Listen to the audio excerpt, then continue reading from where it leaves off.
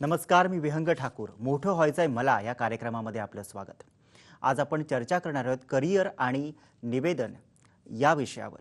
आपण सूत्रसंचालन निवेदन या क्षेत्रात करिअर कसं करायचं या क्षेत्रातली मातब्बर मंडळी आपल्याला आज मार्गदर्शन करणार आहेत. पुण्यातून प्रसिद्ध माध्यम तज्ञ, अनुभवी दूरचित्रवाणी संपादक, निर्माते, दिग्दर्शक, मुलाखतकार, लेखक आणि अर्णव विजन दृकश्राव्य कार्यक्रम निर्मिती संस्थेचे संचालक डॉक्टर समीरण वाळवेकर, सकाळ इंटरनॅशनल लर्निंग सेंटरमध्ये निवेदन आणि सूत्रसंचालनाचे धडे देणारे श्रीराम शिंदे सहभागी होत आहेत. तर परळहून प्रसिद्ध निवेदिका, लेखिका, इव्हेंट ऑर्गनायझर उत्तरा मोने सहभागी होत आहेत. माझ्यासोबत बेलापूर स्टुडिओतून चित्रपट, नाटक, मालिकांमध्ये आपल्या अभिनयाचा ठसा उमटवणाऱ्या निवेदिका, लेखिका संपदा जोगळेकर ह्या सहभागी होणार आहेत आणि सकाळचे सहयोगी संपादक सुद्धा आपल्यासोबत सहभागी झालेले आहेत. तर आजचा जो विषय आहे, सूत्रसंचालनात करिअर कसं करायचं आहे याविषयी आपण चर्चा करणार आहोत. मी सुरुवातीला जातोय शिंदे सरांकडे. श्रीराम शिंदे सर, निवेदन सूत्रसंचालनात करिअर करण्याची संधी ही कितपत आहे? प्रचंड मोठी संधी आहे अंक. निवेदन सूत्रसंचालन हा जो व्यवसाय आहे किंवा हे क्षेत्र आहे, हे आधी छंद होतं आणि छंदाचं आता व्यवसायामध्ये रूपांतर झालेलं आहे. इतकं मोठं झालेलं आहे की आता स्टेजवर वेगवेगळे कार्यक्रम होतात आणि या कार्यक्रमांना पैसे देऊन सूत्रसंचालक आणायची सवय आयोजकांना लागलेली आहे. आणि इथे सांगावं असं वाटेल की ही सवय कार्यक्रमाच्या आयोजकांना सुधीर गाडगेंना लावली. पुण्यातले सुप्रसिद्ध सूत्रसंचालक सुधीर गाडगे यांच्यामुळे आयोजकांना सवय लागली की पैसे देऊन सूत्रसंचालक आणले पाहिजेत. आता रेडिओची संख्या वाढलेली आहे, रेडिओ स्टेशन्सची, टेलिव्हिजन चॅनलची संख्या वाढली आहे आणि स्टेजवरच्या कार्यक्रमांची संख्या वाढली आहे. त्यामुळे संधी खूप आहे. याचा फायदा विद्यार्थ्यांनी घेतला पाहिजे, पण त्यासाठी प्रशिक्षण आवश्यक आहे. नक्कीच. मी जातोय आता समीरण सरांकडे. समीरण सर, चांगला निवेदक किंवा सूत्रसंचालक होण्यासाठी कोणकोणत्या गोष्टी ज्या आहेत त्या आवश्यक आहेत आणि त्यासाठी काय करायला पाहिजे? विहंग, अनेक गोष्टींची आवश्यकता आहे चांगला सूत्रसंचालक आणि निवेदक होण्याकरता. सगळ्यात मुख्य म्हणजे तुमची वाणी अत्यंत स्वच्छ पाहिजे.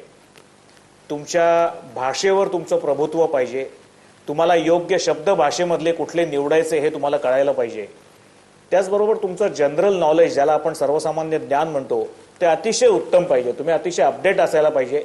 अगदी या क्षणाला काय घडतंय, या क्षणापर्यंत काय घडलेलं आहे याची तुम्हाला नोंद घेता आली पाहिजे.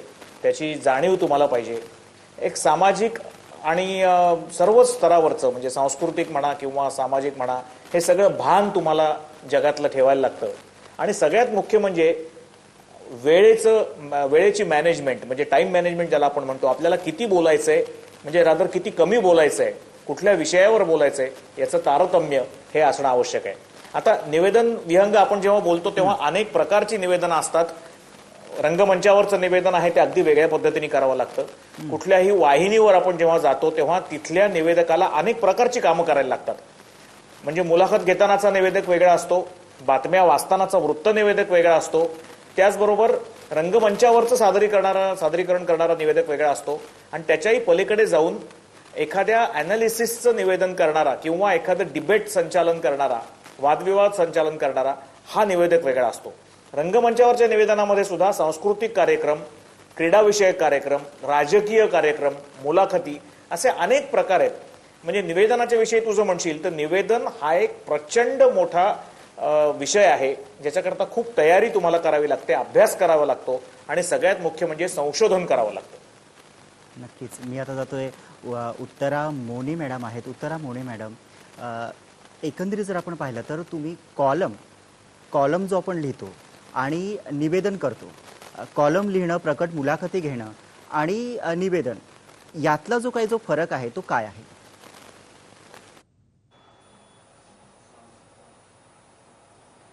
नक्कीच हा फरक वेगळा आहे, पण तो वेगळा असतानाच संवादी आहे. म्हणजे मी नेहमीच असं म्हणते की लेखन आणि निवेदन या दोन्ही गोष्टी या एकमेकांना पूरक आहेत.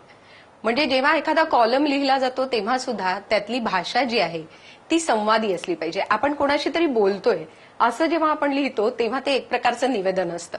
आणि म्हणूनच हे निवेदन करताना, म्हणजे कॉलम लिहिताना आणि निवेदन करताना या दोन्ही बाबतीत संवाद हा महत्वाचा आहे. आपण कोणाशी बोलतोय किंवा आपण ज्यांच्याशी संवाद साधतोय त्यांच्या मनापर्यंत पोहोचणं आणि तो विषय नेमक्या शब्दात मांडणं हे महत्वाचं आहे. आणि त्यामुळे मला असं वाटतं की कॉलम आणि निवेदन या दोन्ही गोष्टींमधला हा एक समान धागा आहे. नक्कीच. मी जातो हेमंत जुवेकर सरांकडे. हेमंत जुवेकर सर, तुम्ही अनेक मुलाखती ज्या आहेत त्या आतापर्यंत घेतलेल्या आहेत. या मुलाखतींच्या वेळेचे तुमचे काही वेगळे अनुभव तुम्ही शेअर करू शकता?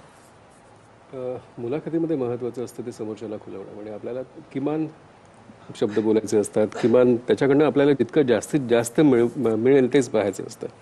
त्यामुळे सुरुवातीलाच त्याला अडचणीत टाकणारे प्रश्न, म्हणजे आपलं ज्ञान दाखवण्याकरता किंवा आपण किती रिसर्च केला हे दाखवण्याकरता त्याला अडचणीत टाकतील असे प्रश्न विचारले तर तो कुशात जाणार आणि आपल्याला आपल्या मुलाखतीचे चांगले प्रश्न मिळणार नाही, उत्तरं चांगली मिळणार नाहीत. त्यामुळे त्याला खुलवणार आहे, तर कुठल्या गोष्टीमुळे खुलतो, कुठल्या गोष्टी त्याला आवडतात, कुठल्या गोष्टीविषयी त्याला बोलायला आवडतं, हे समोरच्या व्यक्तीविषयी आपण जाणून घेतलं की ती मुलाखत अधिक संवादी होते, अधिक चांगली होते, अधिक माहिती आपल्याला त्या मुलाखतीमधून मिळू शकते. नक्कीच. मी आता जातोय उत्तरा मोने मॅडम यांच्याकडे. उत्तरा मोने मॅडम, आपण जर प्रकट मुलाखती जेव्हा घेतो, ही सुद्धा एक कला आहे, तर ती मुलाखत फुलवण्यासाठी जी आहे तर ते काय केलं पाहिजे?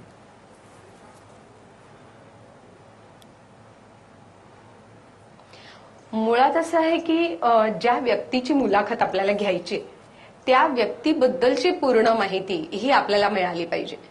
आणि ती माहिती घेत असताना एक लक्षात ठेवायला पाहिजे की त्या व्यक्तीच्या सगळ्या बारीक सारीक गोष्टी ह्या आपल्याला माहिती पाहिजेत. कारण ती मुलाखत खुलवत असताना त्या व्यक्तीबद्दलची सगळी माहिती जेव्हा आपण देतोय तेव्हा ती रसिकांना रंजक कशी होईल, त्या व्यक्तीच्या प्रत्येक टप्प्यावरच्या गोष्टी या लोकांपर्यंत कशा पोहोचतील, आणि त्या व्यक्तीचा एक प्रवास जो आहे तो प्रवास आपण त्या मुलाखतीच्या माध्यमातनं, त्यांच्या आठवणींच्या माध्यमातनं, किंवा त्यांनी प्रत्येक टप्प्यावर जे काही यश मिळवलेलं आहे ते यश त्यांनी कसं मिळवलं, आणि त्या मुलाखतीच्या माध्यमातनं एक संपूर्ण जीवन प्रवास हा त्यांचा उलगडता आला पाहिजे. बरं, हा उलगडत असताना आपण एक सेतू बांधायचं काम जे आहे ते केलं पाहिजे.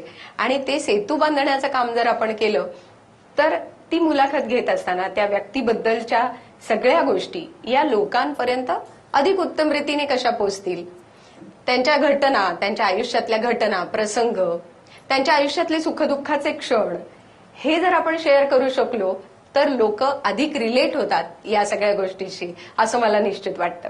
नक्कीच. मी समीरन सरांकडे जाते. समीरन सरांना प्रश्न विचारायचा आहे. सर, टेलिप्रॉम्प्टरचा वापर जो आहे तो निवेदन करताना बऱ्याचदा केला जातो, पण तो करताना मग त्यातली जी भाषा आणि जी काही सहज सुंदर भाषा जी असते ती कुठेतरी निघून जाते का याच्यातून? सर, याविषयी काय सांगा? नाही, याची विहंग याची सवयच करावी लागते. याचं कारण असं की टेलिप्रॉम्प्टर हा अतिशय तत्कालीन असतो, म्हणजे तो तेवढ्यापुरता उपयोग करून घेण्याकरता असतो. टेलिप्रॉम्प्टर हा कधीच तुम्हाला 24 तास उपयोगी पडत नाही, प्रत्येक क्षणाची सोबत करू शकत नाही. त्याच्यामुळे टेलिप्रॉम्प्टर समजा जर शेवटच्या क्षणाला बंद पडला तर तुम्हाला तुमच्या स्मरणशक्तीवर, तुमच्या सर्वसामान्य ज्ञानावर, त्या विषयातल्या माहितीवर, तुमच्या संशोधनावर आणि तुमच्या परिश्रमांवरच अवलंबून राहावं लागतं. याचं कारण असं की टेलिप्रॉम्प्टर हा वृत्तसंपादकांनी लिहून दिलेल्या वर्ड टू वर्ड भाषेकरता किंवा बातमीकरता हा उपयोगी पडू शकतो. पण बऱ्याच वेळेला असं होतं की बातमीपत्र सांगताना अनेक घटना घडत असतात, एकाच वेळेला जगात अनेक गोष्टी होत असतात आणि त्या तुमच्या पुढे टाईप करून टेलिप्रॉम्प्टरवर द्यायला काही संपादकांना वेळ होत नाही. अशा वेळेला तुमच्या कानात, म्हणजे वृत्तनिवेदकाच्या कानात जो इयरप्लग असतो त्या इयरप्लगवरून सांगितलं जातं की आता अशी अशी घटना घडलेली आहे, हा अपघात घडलेला आहे, इतके जण मृत्युमुखी पडलेले आहेत, इतक्या जण जखमी झालेले आहेत आणि या अपघाताविषयी पुढे तुम्हाला 2 मिनिटं बोलत राहायचंय. जशी माहिती येत जाईल तशी तशी तुम्हाला ती कानात पुरवली जाते आणि तुम्हाला बोलावं लागतं. इथे टेलिप्रॉम्प्टरचा उपयोग शून्य होतो. तेव्हा टेलिप्रॉम्प्टर हा काही सर्वच गोष्टींवरचं सोल्युशन कधीच नसतो. टेलिप्रॉम्प्टर हा ठरलेल्या गोष्टींकरता फक्त तुम्हाला मदत करतो. पण वृत्तवाहिनीमध्ये किंवा कुठल्याही इतर प्रकारच्या वापरामध्ये टेलिप्रॉम्प्टरवर अवलंबून राहता येत नाही. ते तुम्हाला तुमच्या अनुभवावरच अवलंबून बोलता येतं. याच्यामध्ये सगळ्यात महत्वाचे असते ते 3 प्रकारांनी एकाच वेळा चालणाऱ्या प्रक्रिया. पहिली प्रक्रिया जी असते ती तुमच्या कानामध्ये येणारा आवाज, जो नियंत्रण कक्षातनं, कंट्रोल रूममधनं तुम्हाला माहिती सांगणारी, त्याचा अर्थ लावायचा. मेंदूचा एक भाग ही प्रक्रिया करत असतो. दुसरा भाग तुम्ही श्रोत्यांशी, प्रेक्षकांशी बोलत असता त्याची वाक्यरचना करणं, त्याचं व्याकरण बघणं आणि त्याच्यामध्ये स्पॉन्टेनिटी म्हणजे सहजता असणं, तुमचे उच्चार न चुकणं, शुद्धलेखन बरोबर असणं, भाषेचा लहेजा, त्यातला प्रवाहीपणा हे सगळं सांभाळणं हे मेंदूतला दुसरा ट्रॅक करत असतो. आणि तिसरा ट्रॅक जो असतो तो तुम्हाला याच्या पुढे तुम्ही काय बोलणार आहात त्या वाक्यांची कन्स्ट्रक्शन, त्याची रचना ही करत करत तुम्हाला या आधीच्या 2 ट्रॅकवरनं पुढे जायला लागतं. अशी ही 3 ट्रॅकवरची रचना असते. तेव्हा टेलिप्रॉम्प्टर हा अतिशय छोटा भाग आहे. तो तुम्हाला उपयोगी पडतोच असं नाही.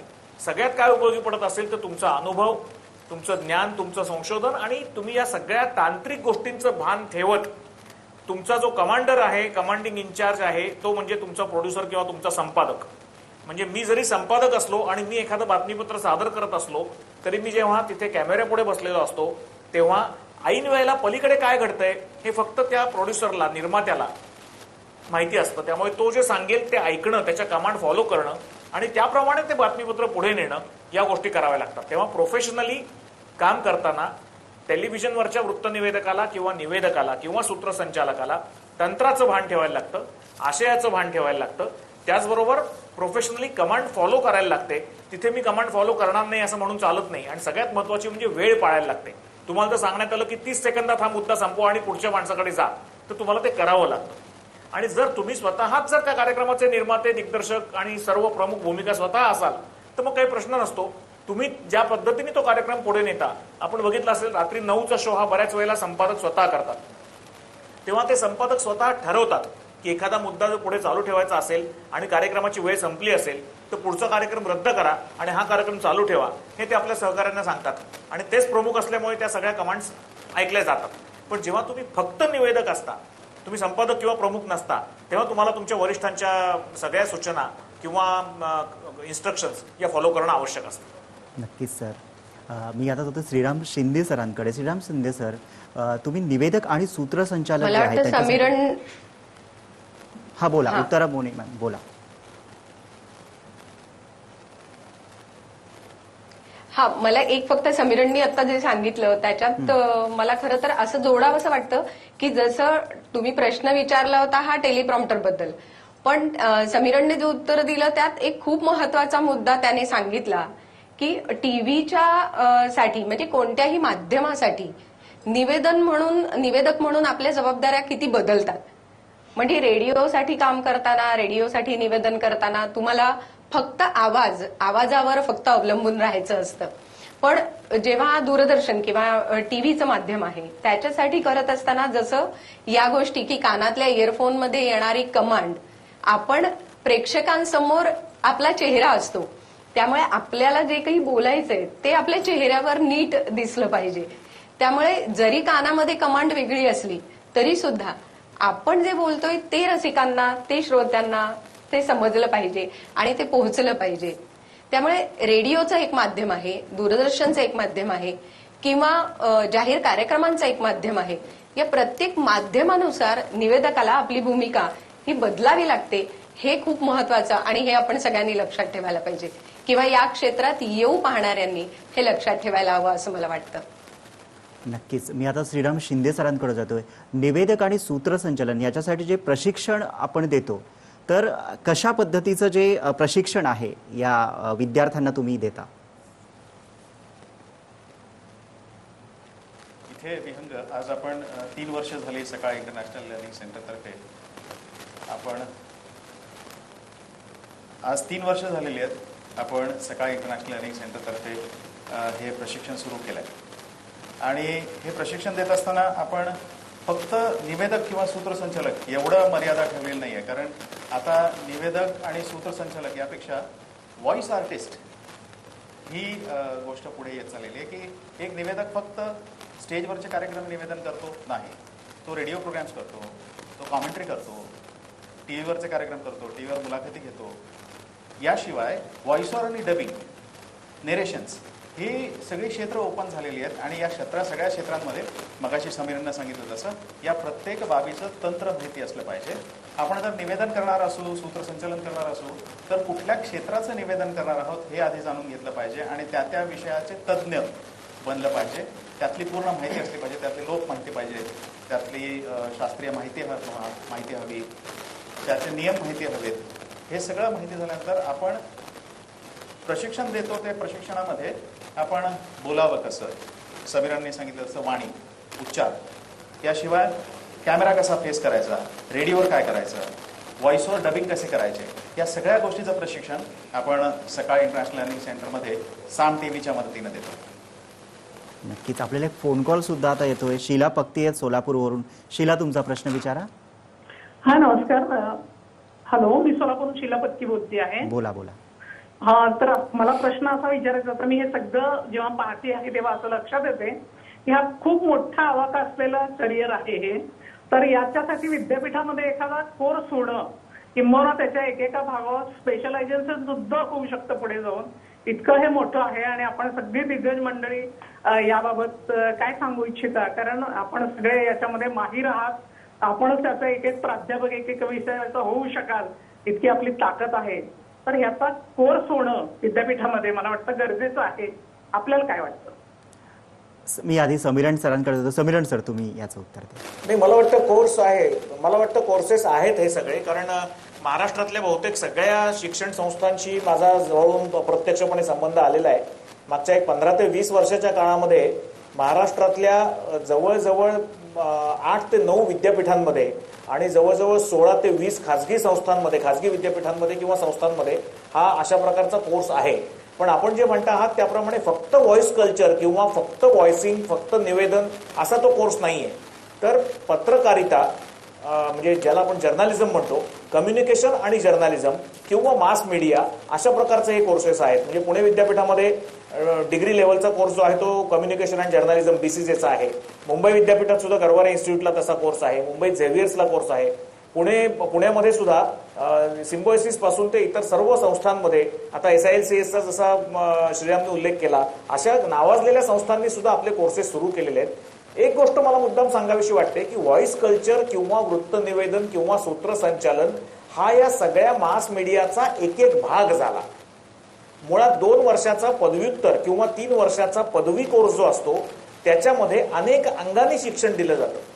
म्हणजे ही सगळी माध्यमं जी आहेत, जाहिरात असेल, जनसंपर्क असेल, आकाशवाणी असेल, दूरदर्शन असेल, वृत्तसंचालन असेल, वृत्त निवेदन असेल किंवा सूत्रसंचालन असेल किंवा ज्याला आपण एडिटिंग म्हणतो, संपादन ते असेल, रिपोर्टिंग असेल. सध्या असं झालेलं आहे की टीव्ही चॅनल्सच्या या जगामध्ये आपल्याला माहिती आहे सध्या साधारण 750 ते 850 टीव्ही चॅनल्स ही संपूर्ण भारत देशामध्ये आहेत विविध भाषांमध्ये. आणि त्यातली जवळजवळ 22% चॅनल्स ही वृत्त विभागाशी संबंधित म्हणजे न्यूज चॅनल्स आहेत. या सगळ्या गोष्टींमध्ये जेव्हा रिक्रुटमेंट करता मुलं येतात तेव्हा कुठल्याही एका स्पेशलायझेशनचा विचार हा त्या चॅनलच्या किंवा वाहिन्यांच्या ओनर्सकडनं किंवा मॅनेजमेंटकडनं केला जात नाही. ज्याला आपण जॅक ऑफ ऑल म्हणतो, सर्वच क्षेत्रातलं नॉलेज हे त्या मुलाला आलं पाहिजे. त्याला संपादनही आलं पाहिजे, त्याला रिपोर्टिंगही आलं पाहिजे, त्याला वृत्त निवेदनही आलं पाहिजे, त्याला मुलाखती घेता आल्या पाहिजेत, त्याला तंत्र कळायला पाहिजे, त्याला एडिटिंग कळायला पाहिजे. त्यामुळे या कोर्सेसची रचना सुद्धा आता गेल्या काही वर्षात बदललेली आहे, त्याचे अभ्यासक्रम बदललेले आहेत. मी अशा या अभ्यासक्रमांच्या बऱ्याचशा ठिकाणी म्हणजे यशवंतराव चव्हाण मुक्त विद्यापीठ असेल किंवा पुणे विद्यापीठ असेल त्यांच्या अभ्यासक्रमांच्या सिलेबस कमिटीजवर सुद्धा मी होतो, त्यामुळे मला ही निश्चित माहिती आहे. अत्यंत व्यापक आणि विस्तृत प्रकारचे अभ्यासक्रम केले गेलेले आहेत की जेणेकरून तुम्हाला या सर्व क्षेत्राची जाणीव करून दिली जाईल, शिक्षण दिलं जाईल आणि त्याच्यावर आधारित तुमच्या परीक्षाही घेतल्या जातील. म्हणजे जेव्हा विद्यार्थी या अभ्यासक्रमांमधनं ग्रॅज्युएशन किंवा पोस्ट ग्रॅज्युएशन करून बाहेर चॅनलच्या जगात पडतो तेव्हा त्याला फक्त थिअरॉटिकलच नाही तर प्रॅक्टिकल सुद्धा नॉलेज दिलं जातं. आणि खासगी विद्यापीठांमधून किंवा डीम्ड युनिव्हर्सिटीज मधून सुद्धा म्हणजे MIT मध्ये काय किंवा भारतीय विद्यापीठामध्ये काय किंवा DY पाटील मध्ये काय अशा अनेक ठिकाणी अशा प्रकारचे कोर्सेस आहेत की जिथे तुम्हाला प्रॅक्टिकल नॉलेज आणि प्रॅक्टिकल त्याचं दिलं जातं की रिपोर्टिंग कसं करायचं. जा तुम्ही शहरात जाऊन रिपोर्टिंग करून दाखवा, त्याचं संचालन करून दाखवा, त्याचं एडिटिंग करून दाखवा. हे सगळं केल्यानंतर मग तुम्हाला जो आवाका येतो तेव्हा तुम्ही कुठल्याही चॅनलमध्ये नोकरी करता, नोकरी मागायला गेल्यानंतर असं होणार नाही की मला हे माहित नाहीये, मला ते माहित नाहीये, मला भाषांतर कसं करायचं माहित नाही, माझी आवड फक्त टीव्हीवर मुलाखती घ्यायची असं म्हणून चालत नाही. याच्याकरता या सगळ्या कोर्सेसचा असा आवाका हा ऑलरेडी तयार केला गेलेला आहे. इथे नक्कीच श्रीराम शिंदे सर बोला. मला असं सांगावं वाटेल की जोपर्यंत सूत्रसंचालन हा व्यवसाय म्हणून त्याची सुरुवात होत नाही तोपर्यंत तो छंदच असतो. आणि छंदासाठी 2-2, 3-3 वर्षाचं प्रशिक्षण घेण्याकरता लोक तयार नसतात आणि ते नोकरी सोडून करता येत नाही. आपण सकाळ इंटरनॅशनल लर्निंग सेंटरमध्ये हा जो कोर्स डिझाईन केलाय तो असाच डिझाईन केलाय की लोक आपला व्यवसाय, आपली नोकरी, आपलं शिक्षण हे सांभाळून हे करू शकतील. शनिवार रविवारी सुट्टीच्या दिवशी येऊन हे प्रशिक्षण घेऊ शकतील आणि आपला छंदही पुरा करू शकतील. पुढे जर त्यांना हा छंद याचं व्यवसायात रूपांतर होत आहे असं वाटलं तर मग पूर्ण वेळ अधिक काळाचा प्रशिक्षण कार्यक्रम घेऊन ते पूर्ण वेळ या क्षेत्रात उतरू शकतील. किमान आत्ता जी आवड आहे ती आवड जोपासणं आणि त्या संदर्भातलं प्रशिक्षण घेणं यासाठी हा ट्रेनिंग प्रोग्राम आहे. आवड इतकी वाढत चाललेली, इतके रस की ठिकठिकाणी सूत्रसंचालक दिसतात. लहान लहान मुलं, माझी 5 वर्षाची मुलगी आराध्या टीव्हीवरचे कार्यक्रम बघून त्या सूत्रसंचालकाची नकल करत असते. अशी टॅलेंट असं शोधून हेरून ते जोपासलं पाहिजे आणि त्यांना प्रशिक्षण दिलं पाहिजे. नक्कीच. आपल्याला आणखीन एक फोन कॉल येतो. हेमांगी आहेत अंबरनाथवरून. हेमांगी, तुमचा प्रश्न विचारा.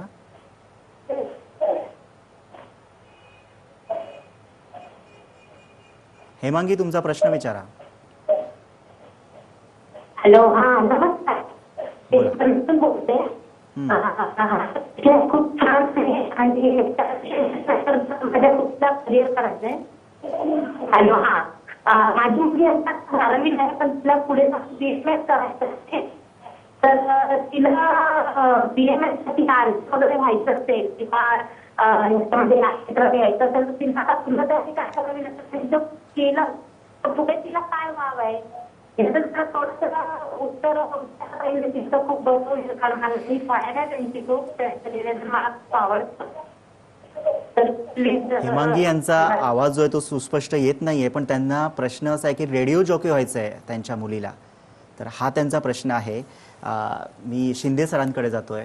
सर, याचं उत्तर द्या. रेडिओ जॉकी या प्रोफेशनला खूप वाव आहे. अनेक खूप रेडिओ चॅनल्स नवीन सुरू होत आहेत. फक्त त्यातलं प्रशिक्षण आवश्यक आहे. ते प्रशिक्षण आवश्यक असलं. आज रेडिओ चॅनल्समध्ये किंवा रेडिओ FM रेडिओ जे चॅनल्स आहेत तिथे सुद्धा खूप नवनवीन लोक नवनवीन आवाज ऐकू येतात आणि तिथे मागणी खूप मोठी आहे. त्यामुळे त्या विषयाचं व्यवस्थित प्रशिक्षण घेतलं तर इथे संधी नक्कीच आहे आणि खूप मोठा वाव आहे. नाही, मला असं वाटतं विहंग रेडिओ जॉकी या गोष्टीमध्ये अनेक काही कौशल्य दडलेली आहेत आणि ती कौशल्य कुठली आहेत ह्याचा थोडासा एक उल्लेख जाता आता मी करतो. जसं श्रेयांनी सांगितलं तसं त्याच्यावर कोर्सेस सुरू होणं आवश्यक आहेत. कारण आज SILC किंवा सकाळचा कोर्स सोडल्यास असे कोर्सेस मला छोट्या प्रमाणावर कुठे दिसत नाहीत की बाबा एक 3 महिन्याचा कोर्स केला आणि काहीतरी बेसिक आयडिया तुम्हाला आली. शेवटी तुम्हाला तुमच्या प्रॅक्टिसनी आणि तुमच्या अवलोकनानी म्हणजे ऑब्झर्वेशननी किंवा मॅक्सिमम ऐकूनच तुम्हाला गोष्टी शिकाव्या लागतात. पण प्रयोग करताना बेसिक काही गोष्टींची जाणीव ठेवायला लागते. उदाहरणार्थ आपल्या आजपर्यंतच्या आकाशवाणी किंवा इतर सरकारी चॅनल्समध्ये आणि इतर प्रायव्हेट रेडिओ चॅनल्समध्ये फरक असा आहे की जी एक औपचारिकता किंवा जो एक साचेबद्धपणा निवेदनामध्ये असतो तो या नवीन चॅनल्समध्ये किंवा FM चॅनल्समध्ये पूर्ण काढून टाकलेला तुम्हाला दिसतो. अधिक मोकळेपणाने तरुण पिढीला आकर्षित करण्याकरता तरुण पिढीच्या स्टाईलनी कदाचित त्याच्यामध्ये काही लोकांना आवडो न आवडो पण तरुण पिढीला आवडतं. पण हिंदी, मराठी, इंग्लिश अशा प्रकारचं मल्टीलिंग्वल असं एक निवेदन करायची पद्धत आहे ज्याच्यामध्ये तुम्ही गाणी, कविता किंवा रोजच्या वर्तमानपत्रांमधले काही उतारे असे त्यात ऍड करू शकता किंवा त्याच्यामध्ये संवाद असतो लोकांशी लाईव्ह केलेला, फोनवरनं केलेला लाईव्ह संवाद असतो.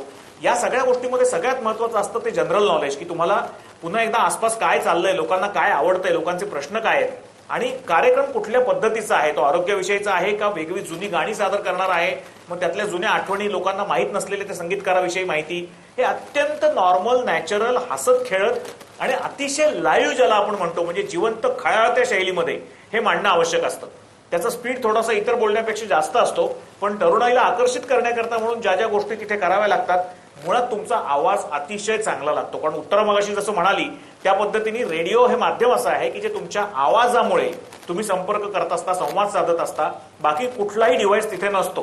म्हणजे निवेदक कसा दिसतो रेडिओवरचा, त्याने चष्मा घातलाय का नाही, तिने नऊवारी नेसली का नाही, का तो सूट घालून बसलाय हे श्रोत्यांना कळत नसतं. श्रोत्यांना फक्त त्याचा आवाज ऐकू येत असतो. त्यामुळे आवाजाद्वारे, आपल्या भाषेद्वारे, आपल्या उच्चारांद्वारे आणि आपलं नॉलेज, आपलं सर्वसामान्य ज्ञान लोकांना पाहिजे त्या पद्धतीने जर तुम्ही देत राहिलात तर लोकांना तो कार्यक्रम आकर्षित करता येतो, लोकांना आकर्षित करता येतं आणि अशा पद्धतीने रेडिओ जॉकीचं करिअर हे आपल्याला घडवता येऊ शकतं. पण सर, रेडिओ जॉकी होण्यासाठी एक व्यक्तीमध्येच काहीतरी गुण आवश्यक आहेत. ते गुण कोणते? मला वाटतं या समीरण सर, मी येतो उत्तरा मॅम तुमच्याकडे. समीरण सर, उत्तर सांगेलच पण तरी मी सांगतो की तुम्हाला सगळ्यात पहिल्यांदा म्हणजे आपल्याला वाटतं इतकं खळाळून लाईव्ह बोलणं सोपं नसतं स्क्रिप्ट शिवाय. म्हणजे किंवा स्क्रिप्ट जरी घेतलं तरी काही मुद्दे फक्त समोर ठेवून त्याच्यावर तुम्हाला एक मुद्दा समोर ठेवून जर 1.5 मिनिट बोल म्हटलं तर आपण 1.5-2 वाक्यानंतर कदाचित थांबू. पण तेच जर तुम्हाला तुमचे अनुभव आठवत, इतर आठवणी सांगत किंवा माहितीपर असे काही मुद्दे घेत बोलत राहण्याची सवय असेल, संवाद साधण्याची सवय असेल तर तुम्हाला हे करणं सोपं जातं. त्यामुळे मुळात आपल्याला बोलायची सवय पाहिजे, संवाद करायची सवय पाहिजे, भाषेवर प्रभुत्व पाहिजे, उच्चार चांगला पाहिजे आणि सर्वसामान्य ज्ञान आणि संशोधन. मुळात कार्यक्रम गाण्यांचा असेल तर गाण्याविषयी संशोधन, कार्यक्रम करंट अफेअर्सचा असेल तर अवतीभोवतीच्या बातम्यांचं संशोधन, कार्यक्रम व्यक्ती केंद्रित असेल की बाबा श्रीरामचंद्रांची पुण्यतिथी आहे तर श्रीरामचंद्रांच्या विषयीचा अभ्यास, या सगळ्या गोष्टी तिथे उपयोगी पडतात. रेडिओ जॉकी असं फार कमी वेळा होतं की ऐन वेळा त्याला वृत्तनिवेदकासारखं वेगळंच काहीतरी बातमी आली आणि त्याच्यावर बोलायला लागलं, असं फार कमी वेळा होतं. पण त्याचबरोबर ऐकणारे प्रेक्षक कधी कधी वेगळाच प्रश्न विचारू शकतात की ज्याच्यामुळे तो रेडिओ जॉकी, तो किंवा ती ही भयंकर आश्चर्यचकित, अचंबित आणि शॉक होऊ शकते. पण तरी सुद्धा जे आपल्याला माहिती नाही ते नाही सांगण्यामध्ये काही प्रत्यवाय नसावा आणि माहिती घेऊन आम्ही आपल्या पुढे येतो असं म्हणून ती माहिती संशोधन विभागाकडे पास ऑन करता आली पाहिजे. याचा अर्थच तुम्हाला तंत्रज्ञान माहिती पाहिजे, तुम्हाला ते तंत्रज्ञानाचे ऑपरेशन शिकून घ्यायला लागतात, ते प्रशिक्षण दिलं जातं. पण सगळ्यात मुख्य म्हणजे तुमची वाणी ती अतिशय मधाळ पाहिजे, अतिशय उत्तम पद्धतीने, लाघवी पद्धतीने तुम्हाला तो संवाद. जास्त ऑडियन्स तुमचा हा यंगस्टर्स आहे, तेव्हा यंगस्टर्सना आकर्षित करून घेण्याकरता, तरुणाईचा संवाद आकर्षित करून घेण्याकरता ती हातोटी तुम्हाला प्रयत्नांनीच मिळवावी लागते. नक्कीच. उत्तरा मॅम.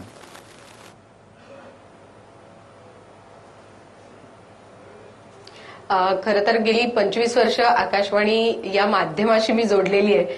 1992 पासून जेव्हा मी आकाशवाणीशी जोडले गेले तेव्हापासून जर विचार केला तर आज आपण एखाद्या स्टुडिओमध्ये, म्हणजे जसं आता तंत्राची माहिती होणं गरजेची आहे तसंच प्रत्येक विषयाचा, प्रत्येक कार्यक्रमाचा आवाका काय आहे हे लक्षात घेतलं पाहिजे.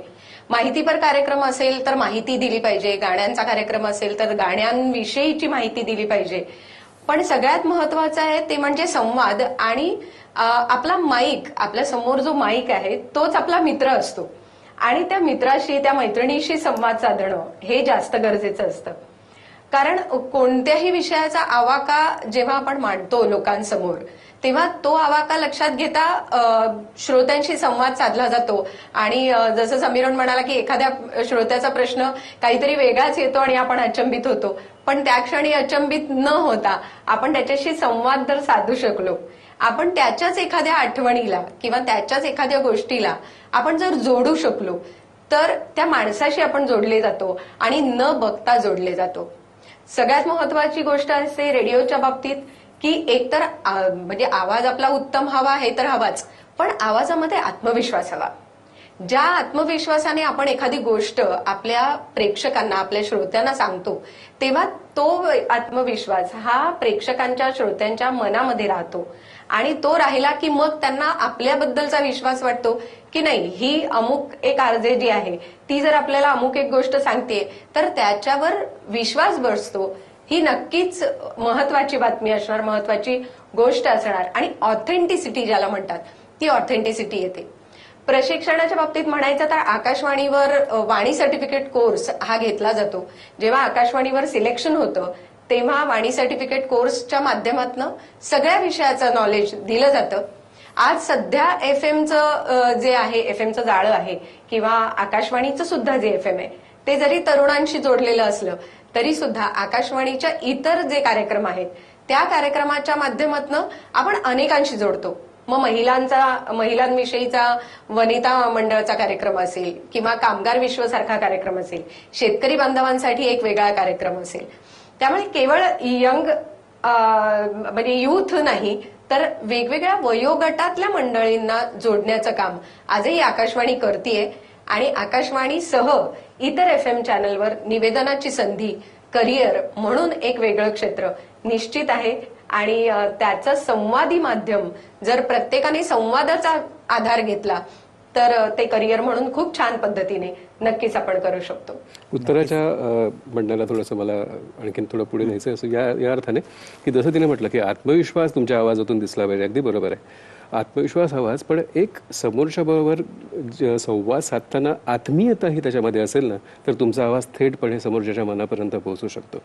म्हणजे हल्ली असं झालंय, काही रेडिओ चॅनल्सनी असं ठरवलंय की या क्षेत्रामध्ये प्रशिक्षण घेतलेली माणसं आम्हाला नकोत, वेगळ्या प्रकारची जे वेगळ्या क्षेत्रामधली लोक कार्यरत आहेत ती आम्ही घेऊ आणि आम्ही त्यांना रेडिओ जॉकी बनवू. त्यांचं याचं म्हणण्याचं कारण असं असावं की त्यांच्या बोलण्यातली उत्स्फूर्तता, त्यांच्या विषयातली उत्स्फूर्तता अधिकाधिक त्यांची त्या चॅनलमध्ये यावी किंवा त्यांच्या बोलण्यातून यावी आणि तो संवादीपणा, तो आत्मीयता समोरच्याच्या मनापर्यंत अधिक चांगल्या पद्धतीने पोहोचावी.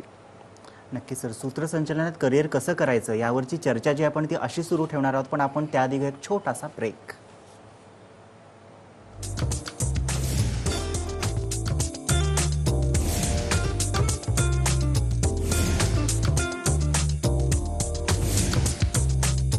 लेखनाचा रियाज हा वाचन असतो आणि वाचन हा बेसिक रियाज आहे आणि कोणत्याही गोष्टीसाठी तुम्हाला कोणतंही प्रेझेंटेशन करायचं असेल, कोणतंही सादरीकरण करायचं असेल, मग ते सूत्रसंचालनामधलं जरी असलं तरी त्यासाठी वाचन ही तुमच्यासाठी अत्यंत आवश्यक आहे आणि सखोल आणि सर्व क्षेत्रातलं वाचन तुम्हाला अत्यंत आवश्यक आहे.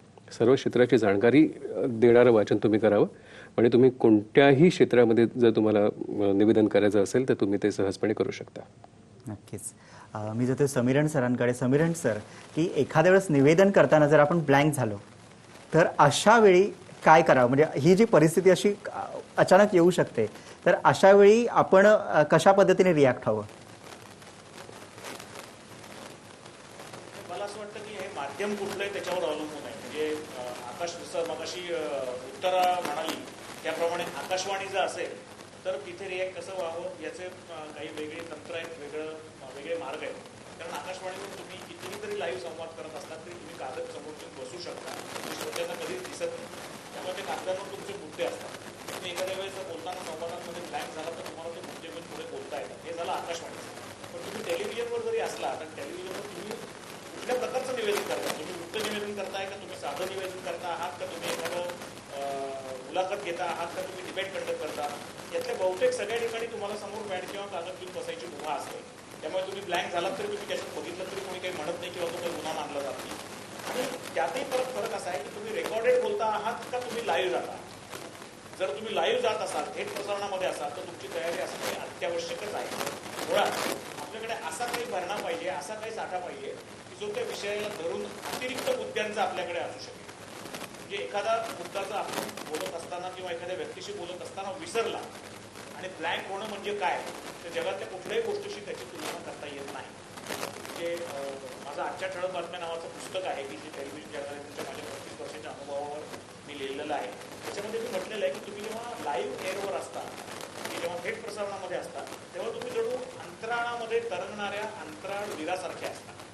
तिथे तुम्हाला जगातली कुठलीही शक्ती मदतीला येऊ शकत नाही. त्याचं कारण असं की तिथे तुमचा स्वतःचा अनुभव, तुमचं नॉलेज, तुमचं वाचन आणि तुम्ही स्वतः कशा पद्धतीने त्याचा अभ्यास केलेला आहे, संशोधन केलेलं आहे, याच गोष्टीवर तुम्ही तर्क करू शकता.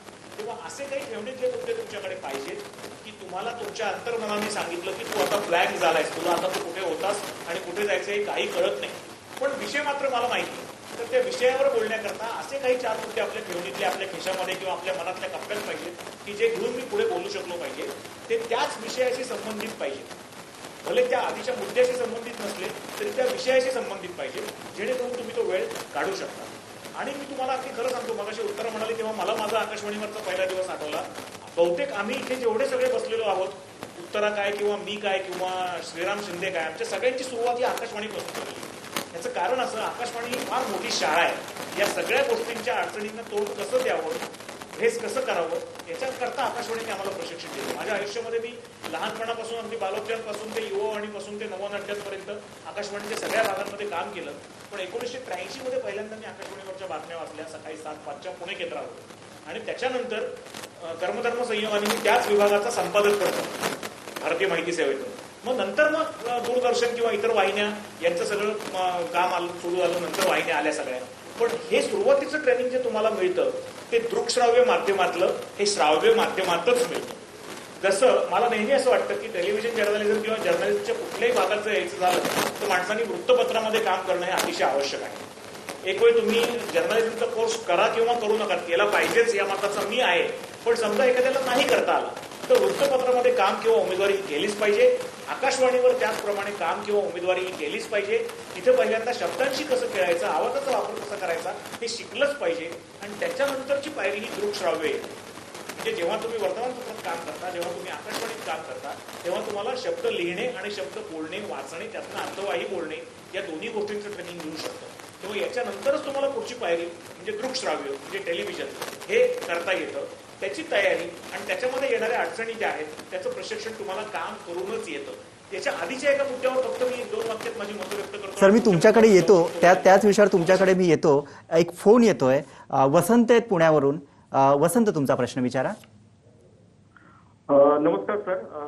पहिल्यांदा श्रीराम शिंदे सरांना अभिनंदन की एवढा चांगला कार्यक्रम तुम्ही संपूर्ण महाराष्ट्रासाठी केला. ऑलरेडी मी सरांचा एक विद्यार्थीच आहे आणि मी ह्या सर्व शिक्षण घेतलं आणि याच्यातून जो आनंद आहे तो खरंच सुंदर आहे. आणि तुम्हाला या सगळ्या छोट्या छोट्या गोष्टी कशा बोलायच्या आणि कशा परफॉर्म करायच्या त्या सगळ्या डेमो मध्ये दिसतात. तर मला सरांना फक्त विचारायचं की हा पूर्ण 3 आठवड्याचा कोर्स आपण कसा संपूर्ण करतो आणि त्यामध्ये कुठले कुठले आपण कोर्समध्ये या सगळ्या गोष्टी घेतो याचं सांगितलं तर फार बरं होईल. थँक्यू. 3 आठवड्याचा कोर्स जो आहे तो आपण कसा करतो आणि त्याची माहिती तुम्हाला हवी आहे, बरोबर वसंतजी? हो. आणि श्रीराम शिंदे सरांकडून हवी आहे. श्रीराम शिंदे सरांकडे आपण जाणारच आहोत, पण त्याच्या आधी मी हेमंत जुवेकर सरांकडे जातो. हेमंत जुवेकर सर, एकंदरीत तुम्ही मुलाखती ह्या ज्या आहेत त्या बऱ्यापैकी अशा घेतलेल्या आहेत. या मुलाखती घेताना त्याचे प्रश्न काढण्यापासून आणि त्याच्या विषयापासूनच्या सगळ्या गोष्टी असतात आणि या मुलाखती घेताना कशा पद्धतीचे तुमचे अनुभव जे आहेत ते शेअर करा. मुलाखतीमध्ये विविधांगी अनुभव येत असतात. वेगवेगळ्या प्रकारची लोक आपल्याला भेटत असतात मुलाखतीसाठी. अनेक असतात अगदी स्टमावून असतात की काय आपल्याला अजिबात आपल्या ताकास्तूर लावू देत नाहीत. म्हणजे तुम्ही कितीही त्यांच्याविषयी वाचून जा, कितीही त्यांच्याविषयीचं रिसर्च करून जा, पण प्रत्यक्षात आपण त्यांच्यासमोर गेलो ना की ते हां, हो, नाही इतकंच बोलणार. म्हणजे तुम्ही कितीही तुमचा प्रश्न मोठा करा, कितीही त्यांना काहीतरी छेडायचा प्रयत्न करा, पण जोपर्यंत त्यांना सांगायचं नसेल ना तर अजिबात ते काय सांगणार नाहीत. अशा वेळी मग त्यांना एक चिडवणारं असं काहीतरी त्यांना गोष्ट जर लिहिली मग ते बोलायला सुरुवात करतात. अनुभव सांगायचं तर मला अर्थातच अमिताभ बरोबरच्या मुलाखतीचा सांगता येईल. कारण अमिताभ बरोबरची मुलाखत ही खरोखर म्हणजे प्रत्येक जो गुणपत्रकार असेल किंवा अमिताभला भेटणं हा खास अनुभव असतो. पण एक दडपण ऑफकोर्स असतंच इतक्या मोठ्या माणसाला भेटण्याचं. पण त्यांच्याशी बोलताना एक त्यांच्या जुन्या सिनेमांची आठवण त्यांना मी सांगितली होती आणि ते त्यानंतर जे बोलायला लागले होते खूप मनस्वीपणे बोलले आणि आम्हाला जी दिलेली वेळ होती ती खरं तर जस्ट एक 15-20 मिनिटाची होती. पण खुद्द अमिताभ इतके भरभरून बोलायला लागले की त्यांनीच त्यांना सांगितलं की थांबा, तुम्ही यांना 20 मिनिटाची वेळ ठेवू नका त्यांच्यासाठी, आपण जास्त वेळ बोलू त्यांच्याशी. आणि ते जवळजवळ अर्धा ते पाऊण तास आमच्यासोबत बोलले. तो खूपच समृद्ध करणारा अनुभव होता. नक्कीच. मी जाते उत्तरा मॅमकडे. उत्तरा मॅम, प्रकट मुलाखती हा जो विषय आहे तो खूप व्यापक आहे खरं तर एकंदरीत जर पाहिलं तर या मुलाखतींविषयी जी थोडंसं जे मार्गदर्शन आहे ते तुमच्याकडून आम्हाला आवश्यक वाटतंय.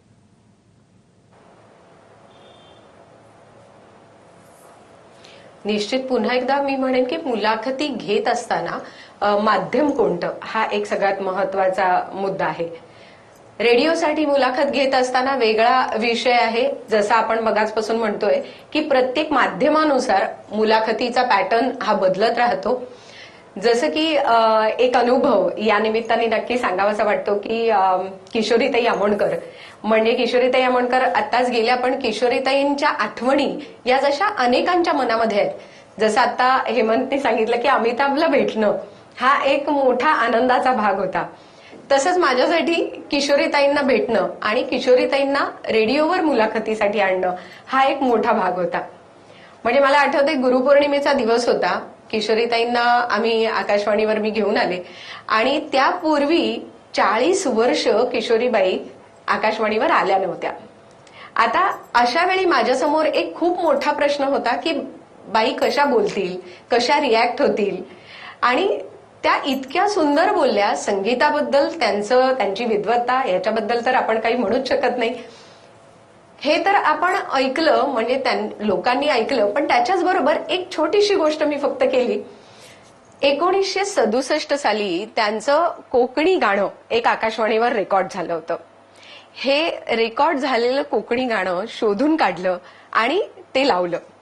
बाई इतक्या खुश झाल्या की त्यांनी त्या क्षणी सांगितलं की मी आकाशवाणीवर गेली 40 वर्ष आले नव्हते, पण लगेच मला आता पुढच्या काही दिवसात पुन्हा एकदा यायला आवडेल, हे बाईंनी ऑन एअर सांगितलं.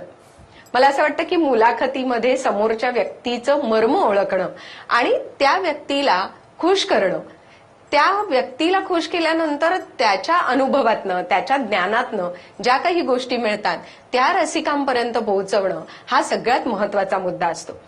आणि त्यामुळेच मुलाखत ज्या व्यक्तीची घ्यायची त्या व्यक्तीची पूर्ण माहिती ही आपल्याला निश्चित असली पाहिजे. त्यांची मर्म आपल्याला ठाऊक पाहिजेत, त्यांच्या आवडीनिवडी आपल्याला ठाऊक पाहिजेत आणि असा एखादा प्रसंग आपल्याला, अशी एखादी घटना आपल्याला ठाऊक पाहिजे की ज्या घटनेमुळे, ज्या प्रसंगामुळे ते खुलतात आणि मग मात्र ते इतके मनमोकळे बोलतात की आपल्याला जे हवंय किंबहुना श्रोत्यांना जे ऐकवायचंय ते त्यांच्याकडून आपल्याला उत्तम रीतीने काढता येतं. अर्थात पुन्हा एकदा माध्यमाचा बदल आहे. दूरदर्शन किंवा आकाशवाणी किंवा जाहीर कार्यक्रम या प्रत्येकामध्ये करत असताना, मुलाखत घेत असताना या मुलाखतीमधनं नेमके मुद्दे हे आले पाहिजेत. थोडक्या वेळामध्ये खूप काही गोष्टी आपल्याला घेता आल्या पाहिजेत.